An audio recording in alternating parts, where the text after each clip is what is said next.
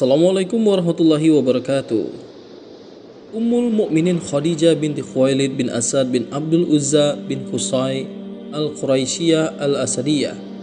Ibunya bernama Fatimah binti Zaidah bin Jundub.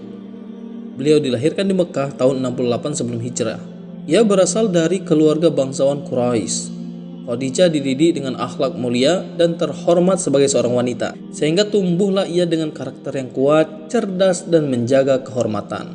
Nasab Khadijah bertemu dengan nasab Nabi Shallallahu Alaihi Wasallam pada kakek kelima, Qusay. Ia adalah wanita pertama yang dinikahi oleh Nabi Muhammad Shallallahu Alaihi Wasallam, orang pertama yang menerima dakwah Islam, dan wanita yang dicintai Rasulullah.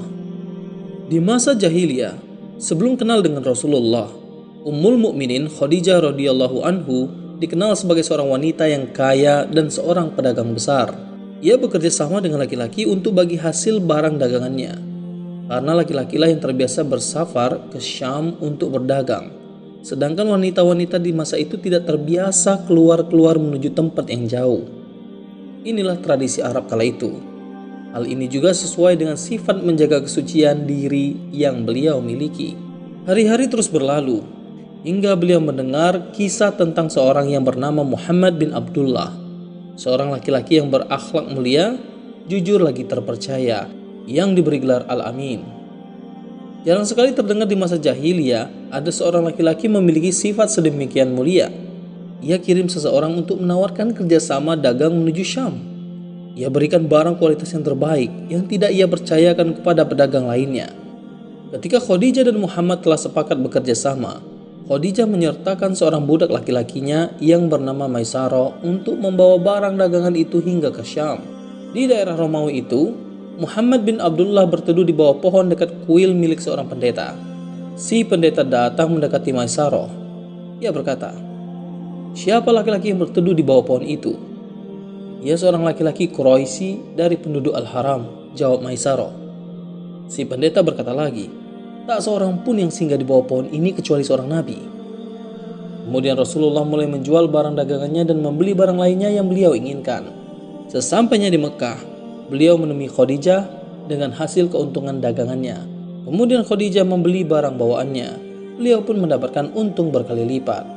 Maisarah mengabarkan tentang kemuliaan akhlak Muhammad bin Abdullah dan sifat-sifatnya yang istimewa yang ia lihat saat bersafar bersama. Demikianlah safar. Ia menampakkan sesuatu yang tersembunyi dari perangai manusia. Terlebih safar di masa itu yang kendaraan dan keadaannya tidak senyaman sekarang. Sebelumnya Khadijah telah menikah 2 kali. Pertama menikah dengan Atiq bin Aid al-Makhzumi, kemudian ia meninggal. Dan yang kedua dengan Abu Hala bin Nabasi at-Tamimi yang juga meninggal. Tapi dari Abu Hala yang mendapatkan seorang putra yang bernama Hind bin Abu Hala. Setelah itu, Khadijah menutup hatinya dari semua laki-laki. Ia tak ingin lagi menikah dan memutuskan hidup sendiri. Tapi cerita-cerita tentang Muhammad SAW yang ia dengar dari orang-orang dan dari Maisarah yang menggoyahkan keteguhannya. Ia begitu kagum dengan seorang laki-laki yang begitu mulia akhlaknya. Tidak hanya mendengar, ia pun membuktikan dan mengujinya dengan mengajak kerjasama dalam masalah uang. Semakin tampaklah amanahnya dan sifat-sifat mulia lainnya. Karena keduanya sudah saling cocok, terjadilah pernikahan antara dua orang yang mulia. Muhammad Shallallahu Alaihi Wasallam dengan Khadijah binti Khuwailid. Maharnya adalah 500 dirham. Hal ini semakin menegaskan bahwa jodoh seseorang sesuai dengan keadaan dirinya. Pernikahan ini berlangsung saat Muhammad bin Abdullah belum mendapatkan kedudukan istimewa sebagai seorang nabi dan rasul. Sebelum Muhammad dikenal dan memiliki banyak pengikut. Sebelum Muhammad kaya dan menjadi pemimpin negara.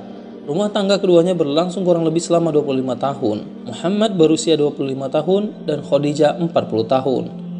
Dua pasangan mulia ini terus bersama hingga Khadijah wafat di usia 65 tahun dan Rasulullah berusia 50 tahun.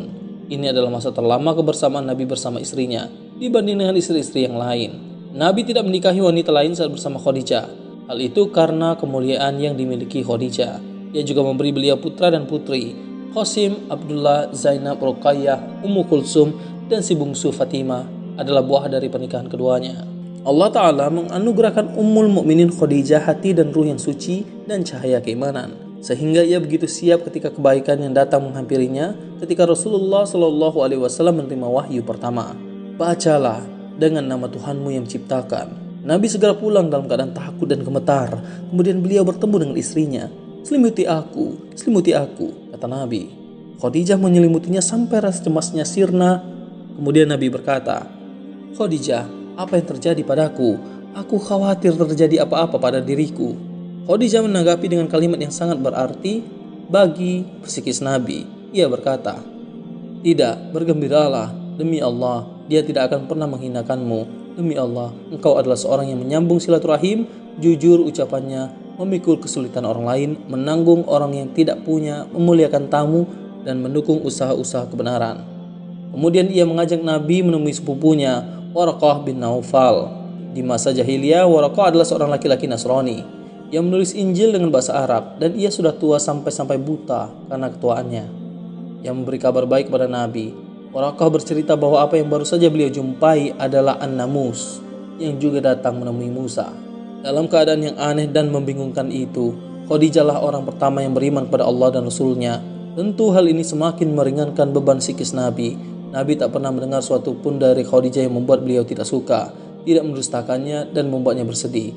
Melalui wanita mulia ini, Allah berikan banyak jalan keluar dan kemudahan untuk beliau. Saat ia pulang mendakwahkan risalahnya, Khadijah selalu membuat jiwanya kembali teguh dan bersemangat, meringankan dan membenarkan di saat orang-orang mendustakannya. Membayangkan keadaan tersebut dan sulitnya merintis dakwah di tengah orang-orang yang mengingkari.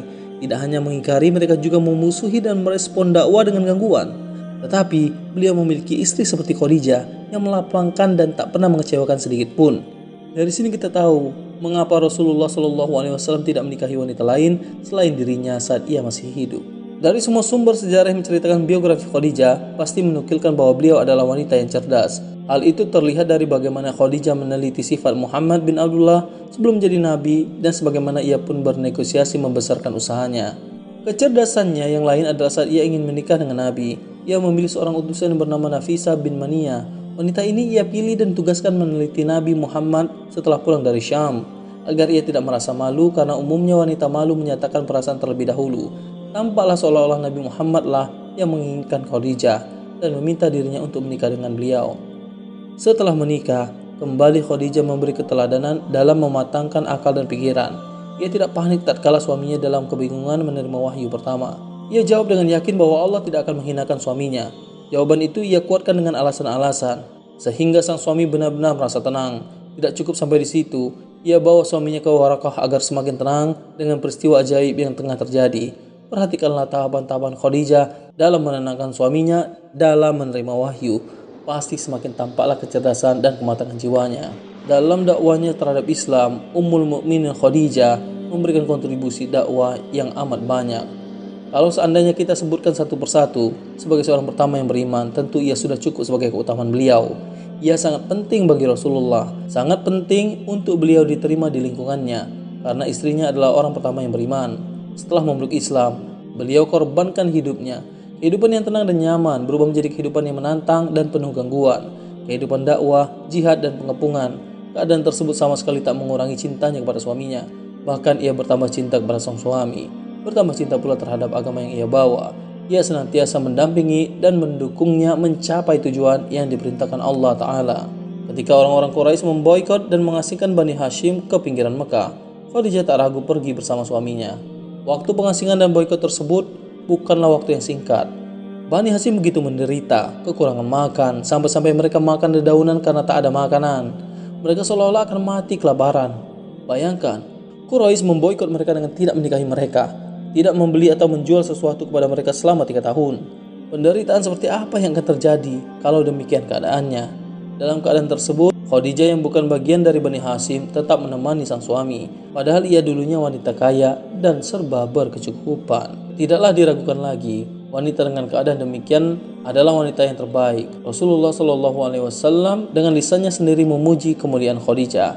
Diriwayatkan dari Anas bin Malik radhiyallahu anhu, Rasulullah SAW bersabda, "Cukup bagimu 4 wanita terbaik di dunia: Maryam binti Imran, Khadijah bintu Khuwailid, Fatimah bintu Muhammad, dan Aisyah istri Fir'aun."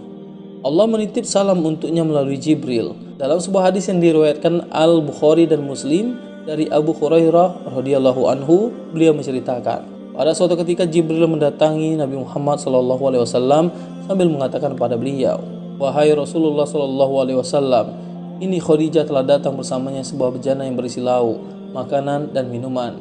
Jika dirinya sampai, katakan kepadanya bahwa Rabbnya dan diriku mengucapkan salam untuknya, dan kabarkan pula bahwa untuknya rumah di surga dari emas yang nyaman, tidak bising dan merasa capek." Nabi Muhammad pun menganggap mencintainya adalah karunia. Setelah mengetahui bagaimana setianya ibunda Khadijah menemani Nabi Muhammad SAW, tentu kita paham bagaimana kedudukan beliau di sisinya.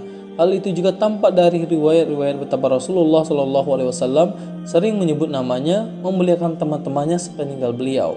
Sampai-sampai Rasulullah ucapkan sebuah kalimat di hadapan Aisyah yang menjelaskan kedudukan Khadijah di hati beliau. "Sungguh Allah telah menganugerahkan kepadaku rasa cinta kepada Khadijah." Ummul Mukminin Khadijah radhiyallahu anhu wafat 3 tahun sebelum hijrahnya Nabi Muhammad SAW. Saat itu beliau berusia 65 tahun. Rasulullah SAW sendiri yang turun memakamkan jenazah sang istri. Dengan tangannya yang mulia, beliau memasukkan jenazahnya ke kuburnya. Wafatnya Ummul Mukminin Khadijah sangat berdekatan waktunya dengan wafatnya Abu Thalib. Rasulullah benar-benar merasa sedih dengan wafatnya dua orang yang beliau cintai ini. Dua orang penolong dakwahnya, ditambah lagi sang paman wafat dalam keadaan berada di atas agama nenek moyangnya. Karena begitu sedihnya Rasulullah, tahun ini pun dinamakan tahun kesedihan. Demikian biografi dan kisah singkat tentang Khadijah binti Khuwailid, istri Nabi Muhammad SAW. Semoga kisah ini dapat menjadi pelajaran dan hikmah bagi kita semua. Assalamualaikum warahmatullahi wabarakatuh.